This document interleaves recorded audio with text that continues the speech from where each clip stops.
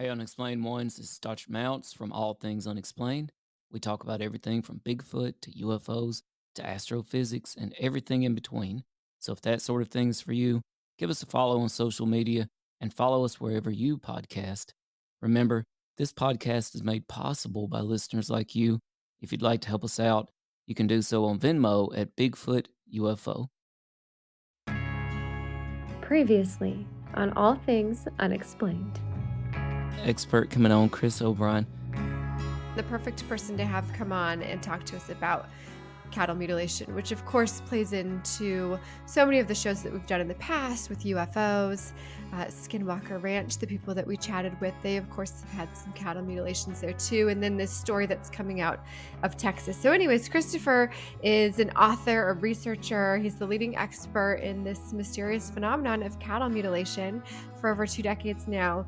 He's been investigating and documenting these cases, writing books about it, giving talks about it, studying the patterns, and trying to unravel the mystery behind what many consider to be one of the most puzzling and perplexing phenomena in the field of paranormal research.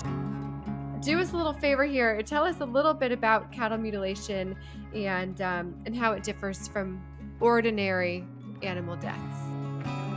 Basically, it's a head of livestock or warm-blooded animal, because not only cattle have been found in this condition, but horses, pigs, goats, deer, antelope, elk, bison. The list goes, is pretty long of the kinds of animals that have been found in this condition, but they're found missing their soft tissue organs. And we recently had the crew from current Skinwalker Ranch owners on our show to talk about things that are happening at the ranch. And we have a listener tonight who's curious about the mutilations on Skinwalker Ranch. Do you know anything about those mutilations that you could share with us? I do. I was the first outside Uinta Basin researcher to go to the ranch in 1996, before Bigelow bought it.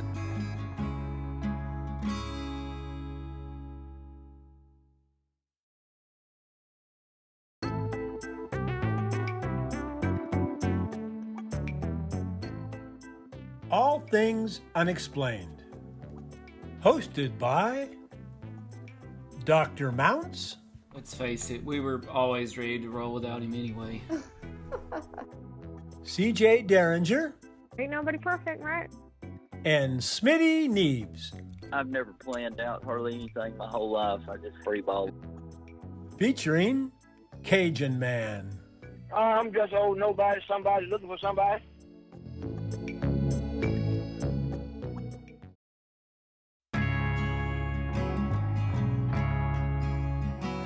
The writer for the Deseret News, who wrote the original article that exposed Terry and Gwen Sherman's amazing case, Zach Van Eck, called me up a couple days before the article came out, and he said that he had, he knew of my work in Colorado, and he said the rancher really needs somebody to talk to. Would you be willing to talk to him? You've dealt with things like this in the past and dealt with ranchers who are going through some spooky stuff. Would you mind, giving him a call and seeing, if you could somehow help out? And so I called Terry up. We had a couple-hour conversation. I just was stunned. And this is what scared them off the ranch, right? Yeah. Well, it you could say it scared them off the ranch, but I think it motivated them to sell the ranch, to leave. Right. It's probably a more accurate way of saying it. But the following day For our listeners, will you just give a little snippet of what was happening at Skinwalker Ranch at that time? It'd be probably quicker to talk about stuff that didn't happen.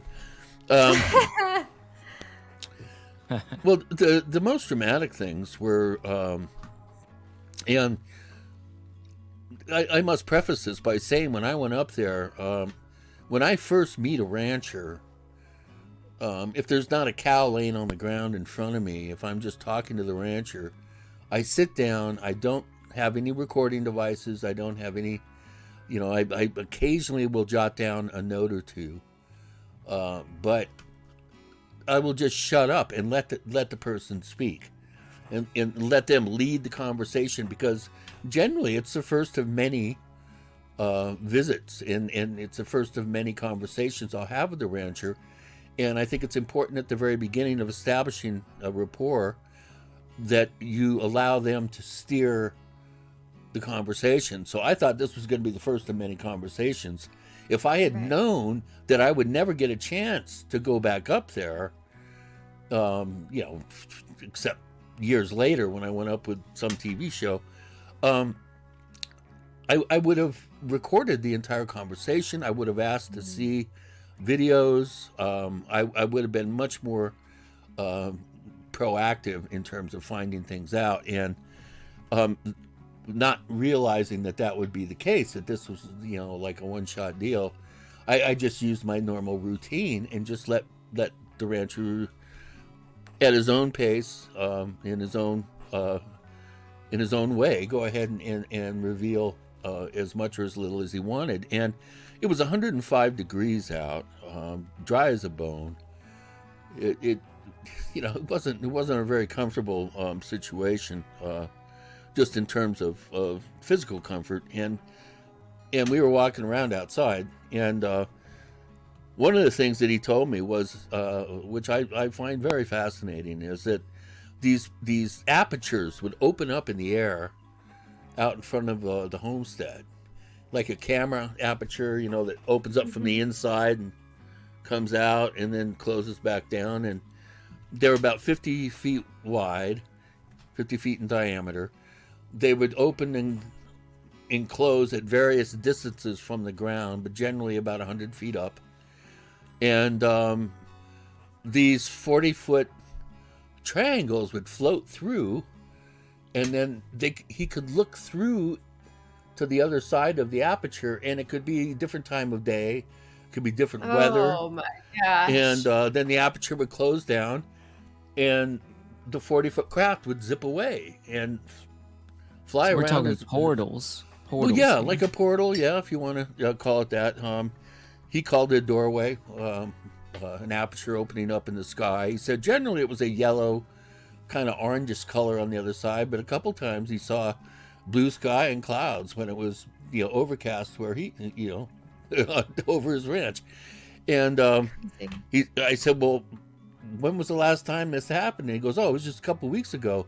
And he said, this time it was different. And I said, well, what do you mean? He goes, well, you see those cottonwood trees over there? And there's like these 60, 70 foot tall cottonwood trees. He says a guy must have been a rookie driver, because instead of floating through like they normally do and then zip off, he came flying through that thing, didn't stop in time, and he shaved off the tops of my cottonwood trees, which were over there lying on the ground, slowly turning brown.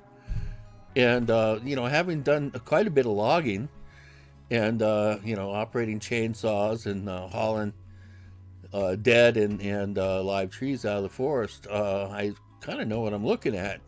And sure enough, the tops of those trees had been broken off. They had not been cut. And they had been broken off by some sort of blunt force. And then he showed me these 14-inch circular pod marks on the ground that were punched 9 inches into hardpan. And he said that he had they were arrayed in about a 40-foot triangle, and 3 points for each of the landing marks, and there were quite a number of them out in his pasture. And he had one of the guys from there are a lot of oil wells in the region there. It's an oil and gas field, and he had one of the guys that's an expert on load bearing, how much weight a particular piece of land can handle for heavy equipment. And the guy came and did measurements and said that whatever it was that left the imprints, 14-inch imprints pressed 9 inches into the ground, he said that they had to have weighed in excess of 9 tons. He said about the weight of a railroad car. And there were a number of them, which I saw.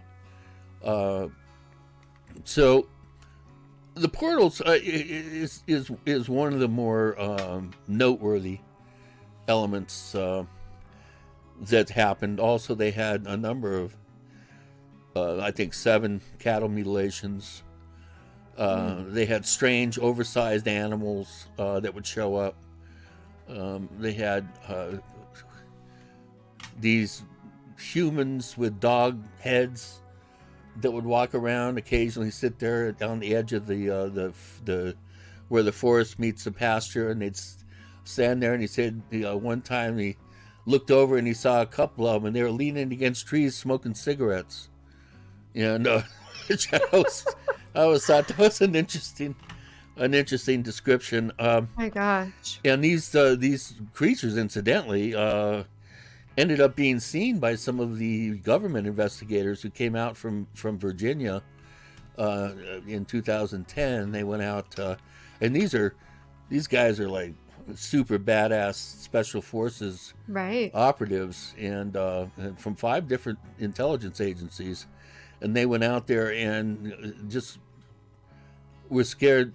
For some reason, they were hit with infrasonic vibrations or something. They all freaked out, and when they went home, they started seeing dogmen in their yards, and neighbors started seeing dogmen, and friends of their kids started seeing dogmen all the way in Virginia.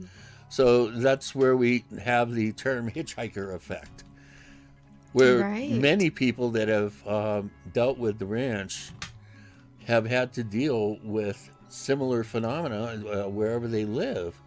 I think Travis Taylor, the doctor on the Skinwalker Ranch show, has had some experiences in Alabama where he lives. And Bigelow had some problems. And I've heard some rumors that he may think that his wife's death may have been somehow tied in with the hitchhiker phenomenon. So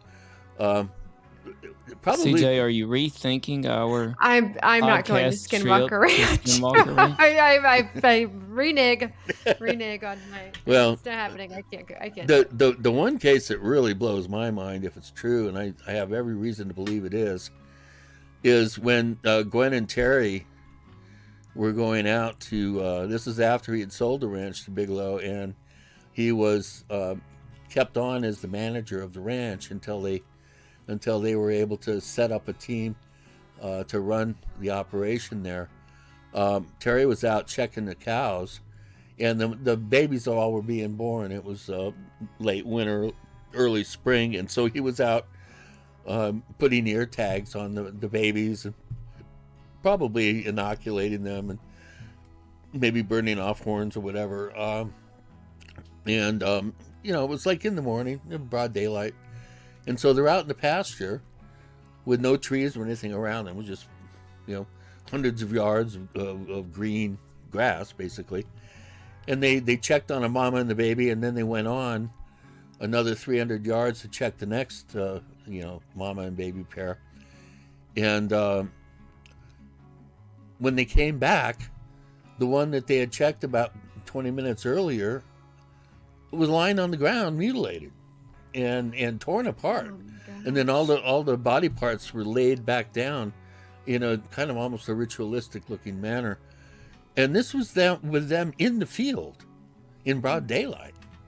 Of course, they immediately called Mr. Bigelow, who flew George Onett, the veterinary pathologist, and Dr. Kelleher, the microbiologist. They immediately flew up to Utah and did a complete on-site investigation, and the thing was still warm. So they were there within just a couple, 3 hours. And that's probably the record for quickest, time between the last, seeing the animal alive and then finding it mutilated. I think there may be one case a little quicker, but that 20-minute mark is eclipsed by the fact that they were in the field and never saw or heard anything. So go figure. Incredible. Then another case that was amazing too. He had custom cattle. These were not just your everyday run-of-the-mill cattle. These were high value boutique cattle, if you will. And he and Gwen and the kids came back one day, and their 9 bulls were gone, missing. And he freaked out. I mean, he was talking about, several $100,000 worth of livestock. Right. And so they're freaking out, looking all around, and just, I forget why he even looked, but there was an old stock trailer that was there, a covered stock trailer on the property, and it was locked up, and so he went and he unlocked it and looked in, and all 9 animals were in there in 2 rows, standing on each other's backs to fit I remember all hearing 9 this story. which, Yeah. and they were, Incredible. they looked at him and went, moo, moo. They were really, really freaked out. I mean, A Hunt for the Skinwalker is a pretty interesting book if your listeners want to find out more about the ranch. Yeah. Colm Kelleher, who again, was the managing director for OSAP and still works for Mr. Bigelow. He's been working with him for 25 years now.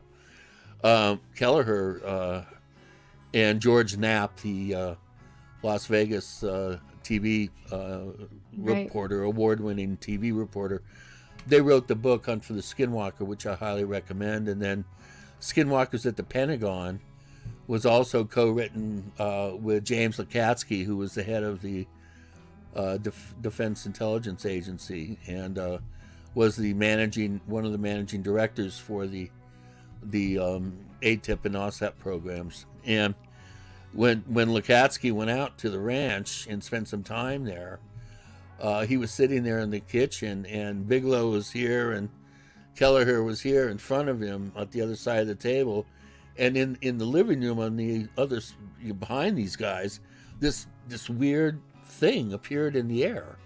It looked kind of like a tubular bell, and it was hovering in the air, this yellow thing, and they were facing him, so they couldn't see it, but he's looking at this thing, and he realized, oh my God, there's definitely something weird going on here. And so he went home, and his son saw one of the dogmen in the back, and then his wife had these weird events happen in the house, and then neighbors started seeing weird stuff. And so Lukatsky became very, very convinced that there was something to this. Hence the study. I think that $22 million, a sizable percentage of that money was spent at the ranch trying to figure out what was going on up there. And that's when Bigelow kind of folded NIDS and allowed the Army to or the intelligence agencies to take over up there. Of course, everything's changed now, but it's one of those cases that keeps on giving. If it's not real, then it's a very effective example of some sort of societal psyop that's being perpetrated on the population. Of some sort. Yeah. Well, you've heard of 6 degrees of separation from Kevin Bacon, right? I feel like we have 6 degrees of separation from Skinwalker Ranch. Yeah.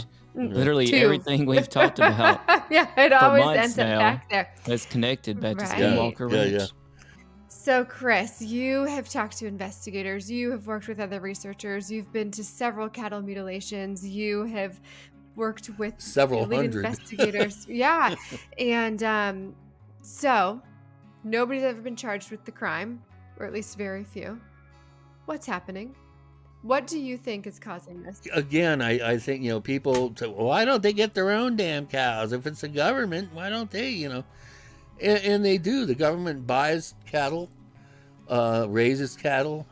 They have their own land. They a lot of livestock, I think, meets their demise at the at the hands of government investigators, whether it be the National Institutes of Health, atomic regulatory agencies, Department of Energy, who knows.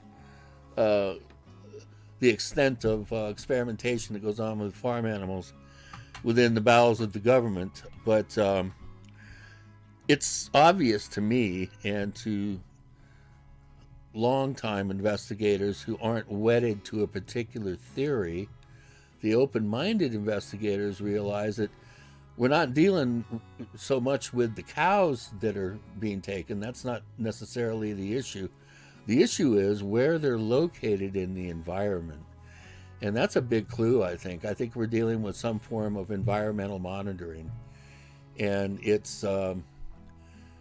could be everything from the effects of above-ground radiation from 100 above-ground nuclear tests that we did in the Nevada test site, which spread radiation all across the Rockies into the Midwest. If you look at a map of residual radiation in the environment from those tests, and then you overlay that with a map of mutilation regions where lots of cases happen, it's a perfect match. And that's possibly why we see very few cases west of the Rockies, because the prevailing southwesterly winds take the radiation and blow it to the east. And I said to my friend David Perkins, who I consider to be the most knowledgeable person in this mystery, but when Fukushima happened in 2011, I said, we just got nailed with a big radiation cloud that came across the Pacific and dumped radiation on Northern California and Central and Southern Oregon and in parts of California. I said, if your radiation monitoring theory is correct, David was the one that first realized the potential connection. I said, if your theory is correct, then we should start seeing mutilation cases on the West Coast. And sure enough, Right, we did. Oregon. We had 23 cases in Oregon, right where I told him that I thought it was going to happen. So I don't know. Go figure. So who is monitoring the mutilations? Well, that's a good question. I don't know. There also was other potential, environmental factors that could be at play. The most noteworthy, and the one that I personally feel is way up on the list, probably at the top of the list, is the fear of mad cow disease breaking out into our food chain, breaking out and you can't detect it until the animal's dead, so you don't know if the animals are carrying the prion disease, which is in cows it's called mad cow disease, but when humans get it, it's called Creutzfeldt-Jakob's disease, and it has the same exact symptoms in terms of outward appearing symptoms of dementia and Alzheimer's. You go into shakiness, you can't stand up, you lose your memory, you lose your ability to talk, and eventually your body forgets how to breathe and you die of pneumonia or respiratory ailments. Because what happens is the prions, which are these proteins within nerve tissue, once they're turned on with the mad cow disease or Creutzfeldt-Jakob's disease, or in deer and elk it's called chronic wasting disease, in sheep it's called scrapie. But if you catch this, what it does is it causes other proteins to misfold, and these misfolded proteins eventually create holes in the brain cells and in the nerve tissue, and that interrupts synaptic function, and that's when it gets really bad, and you go into to the symptoms before mentioned and die of dementia. And we've had a 5,000% increase in dementia deaths in humans in the past 30 years, and nobody is getting autopsied to find out exactly why they died. They're just saying, oh, they died of dementia. But how would that explain the cows that died, at Skinwalker Ranch when the people were gone for 20 minutes and then were mutilated? That's for show. That was a theatrical event, no question. Again, but who? By who?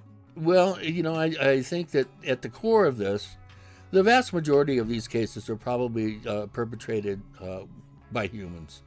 But at the core, the high strange cases, maybe 1 or 2%, they're done by something that's been around since King James or the Middle Kingdom of Egypt. We're dealing with some sort of preternatural predator that has lived alongside humans for millennia, and may be responsible for our ancient practice of animal sacrifice. Let's sacrifice, the less desirable animals in the hope that the gods or whatever it is doesn't come down and take our best breeding stock. And so I have a sense that we're dealing with some sort of ancient predator that may be some sort of dimensional force that has some need for whatever the elements within the soft tissue organs supply.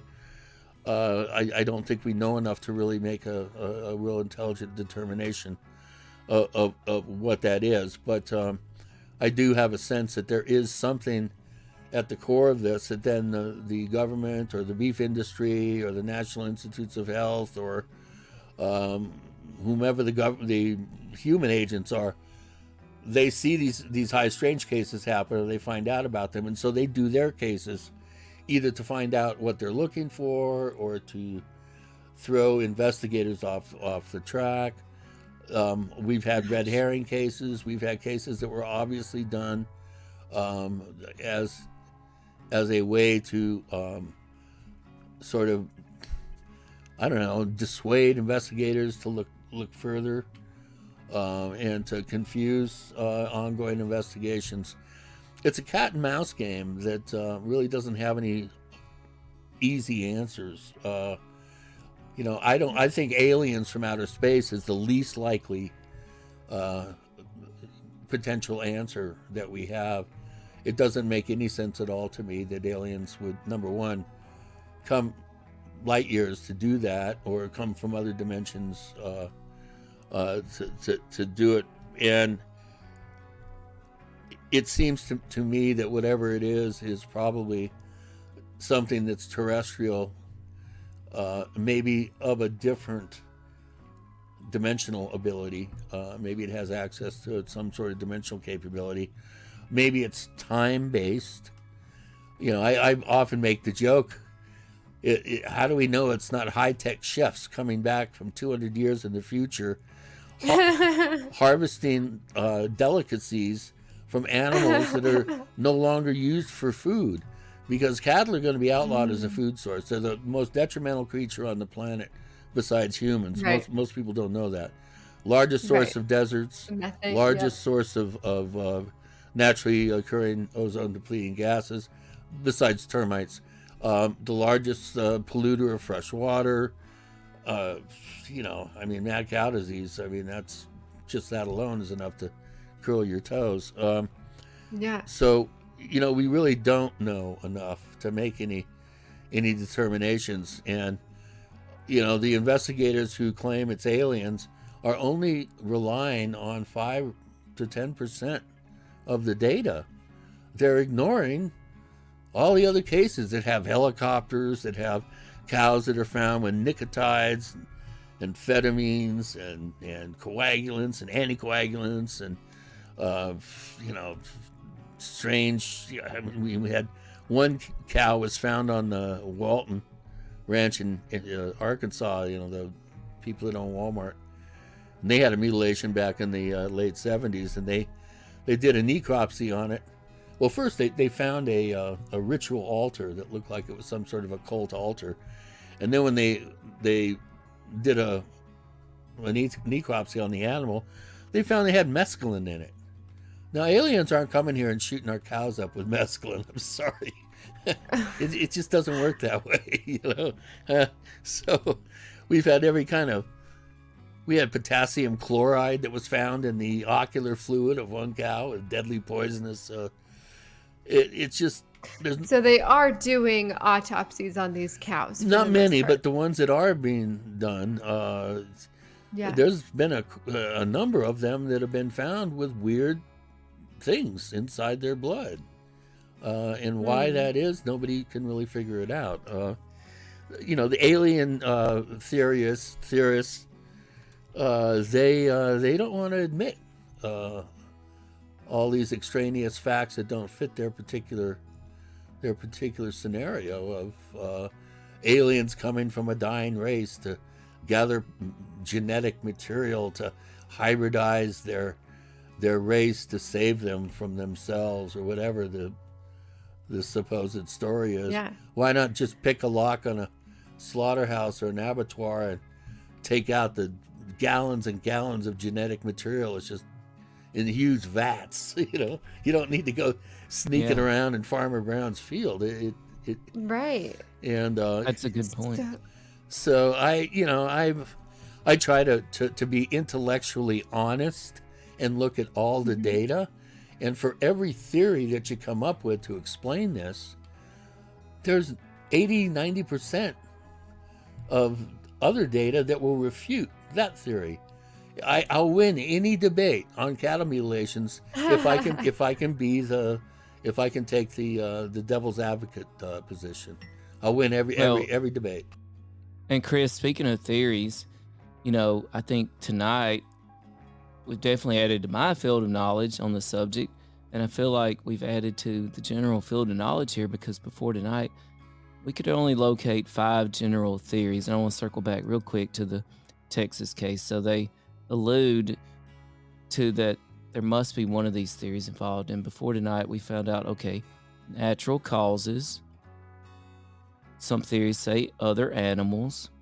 Some say satanic cult, which you just referenced, potentially in the Walton case in Arkansas. Some say it's the government conducting experiments.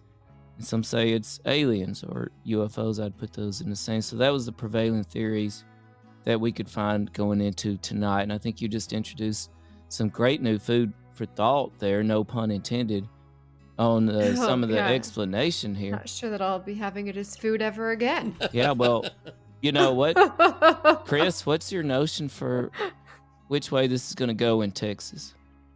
Well, I think they're going to run up against a brick wall. And, they're just, what can they do? They realize that they probably shouldn't have said anything, because they've opened themselves up for all kinds of unwanted interest. I'm sure they didn't think that they would get the response that they did, because from what I've heard from everybody that's spoken with them, they're just being inundated with press and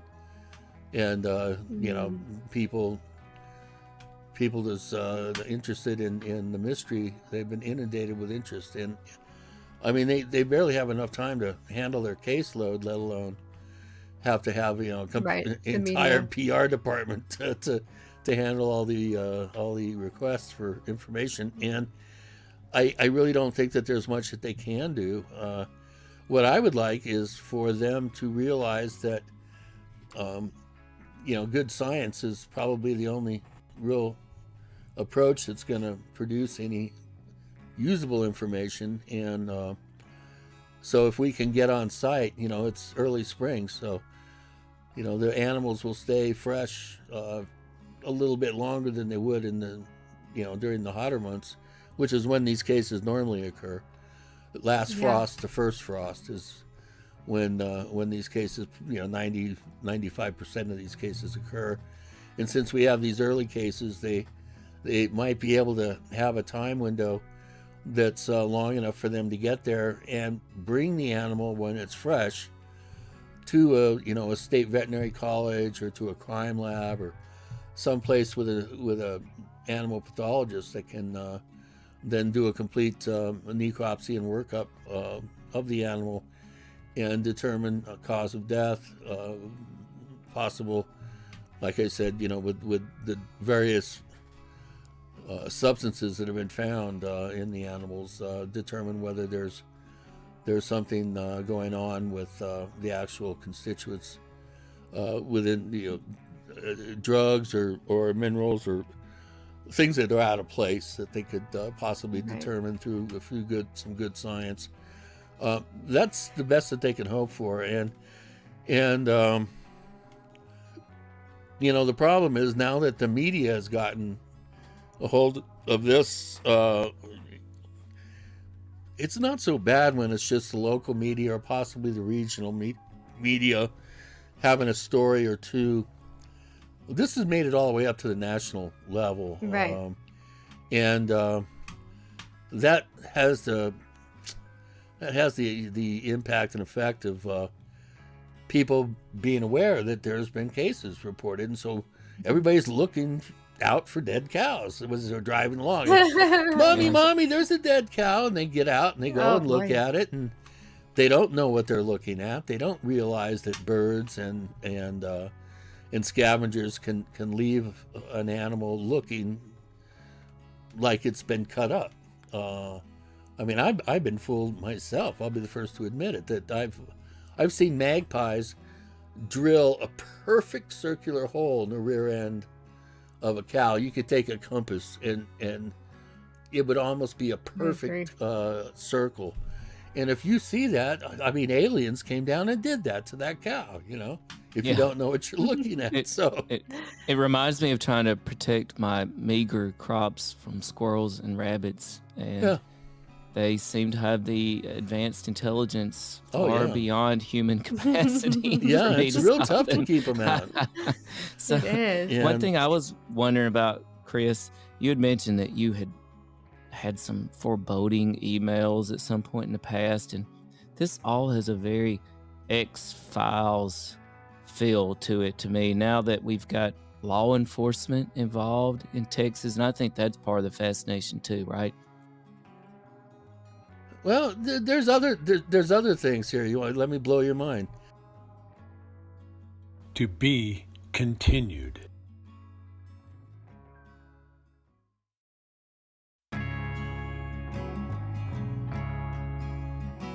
You've been listening to All Things Unexplained. If you liked this podcast, please do give us a 5-star rating and leave us a review.